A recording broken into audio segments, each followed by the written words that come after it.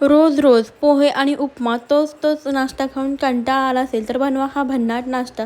उकळत्या पाण्यामध्ये वाटीभर पोहे टाकायचे, 5 मिनिटं तसंच ठेवायचं. त्यानंतर त्यामधलं पाणी निथळून घ्यायचं. एका मिक्सरच्या भांड्यामध्ये हे पोहे घालायचे, 1 वाटी रवा घालायचा, 2 चमचे दही घालायचं, थोडंसं पाणी घालायचं आणि हे मिक्सरला फिरवून घ्यायचं. तर बघा याचं छान असं आपलं बॅटर तयार झालेलं आहे. हे तयार झालेलं बॅटर एका बाउलमध्ये काढून घेऊयात. आता यामध्ये घालायचं आहे चवीनुसार मीठ आणि छान व्यवस्थित असं मिक्स करून घ्यायचं आहे. तर बघा इकडे आपण गॅसवरती पॅन गरम करायला ठेवला. पॅन गरम झालं की त्याला तेल लावून घ्यायचं. छान असं यावरती डोसा आपल्याला पसरवून घ्यायचा आहे. आता यावरती भरपूर अशा पौष्टिक भाज्या घालायच्या. कांदा, हिरवी मिरची, टोमॅटो आणि कोथिंबीर. वरतून थोडं तेल लावायचं आणि मीडियम गॅसवरती हे डोसे आपल्याला छान खमंग असे होईपर्यंत दोन्ही बाजूने भाजून घ्यायचे आहेत.